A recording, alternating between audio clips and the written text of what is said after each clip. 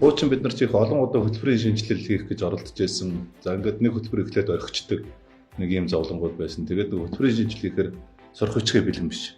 Тийм ээ. За багшаа бэлдээгүй. Багшийнхаа арга зүйг бэлдээгүй. Тэрийнхээ хөтөлбөрийн шинжилгээг санхүүжилтийг хийж өгөөгүйс учраас өнгөрсөн хугацааны одоо энэ хөтөлбөрийн шинжилгүүд бол дандаа бэлдсэн юм байна. Тэгэхээр одоо энэ удаагийн хөтөлбөрийн шинжилгээг бол одоо бид нар өмнөх алдаагаа одоо засахын тулд их зөв хийх хэрэгтэй гэж би ойлгоод байна байхгүй тийм ээ.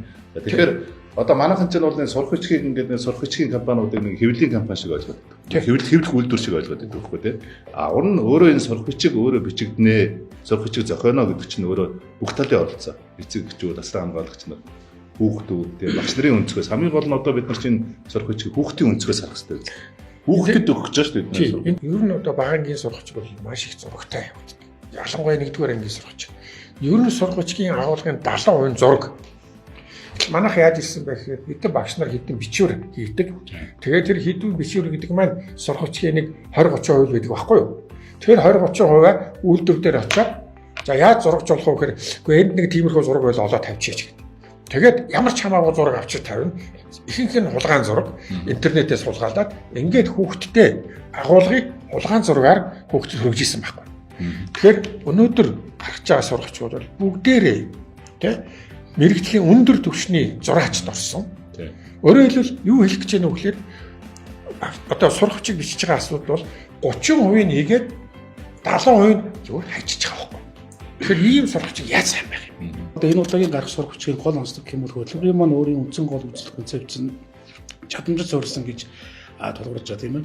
Тэгвэл өөрөө сурах хүчийн маань одоо ялангуяа тэр үнэлгээний даалгавар ер нь сурах хүчийн контент агуулга нь өөрөө босыг чадамжид суурилсан байдлаар хүүхдүүд рүү чиглэсэн, багшаар руу чиглэсэн энэ концепцоос явж байгаагаар энэ удаагийн сурах хүч маш онцлогтой гарах юм хүсэл бүрж байна гэсэн. Өмнө нь бол зохиогчийн баг шалгаруулад зохиогддог байсан бол энэ удаагийн сурах хүчийн шинжилгээний журам дээр хоолн бид нар бол талууд харилцан зөвшөөрч бол үндсэндээ хэвлийн газар өөрөө сурах хүчийн зохиох багийг бол аваад тэгээд сонгогчлолтод орно л гэсэн хариуцлага байна. Бидний өмнөх одоо дутагдал гэвэл би баг шалгаруулад тэгээд тэр баг асуудлаа шийдээд ингээд явдаг. Одоо бол ингээд хуулийн этгээд мэрэгсэн багаар орж ирээд яг энэ контентийг бүтээх юм бас боломж үзэж байгаа. Тэгэхээр төрийн байгуул бол менежментээ сайн хийж тавих шаардлагаа сайн тавьж хүсэн хүлээсэн хөтөлбөртөө нийцсэн ийм сурах хүчээ хүлээж авах ийм боломжийг л үүсгэж гарч байгаа. Тэгэхээр хамгийн гол нь яг энэ хугацаанд энэ мэрэгжлийн паблишинг компаниуд ингэж мэрэгшиж хүнээ бэлтгэж ингэж байснаас бид нарт их там даваа талуулж байгаа.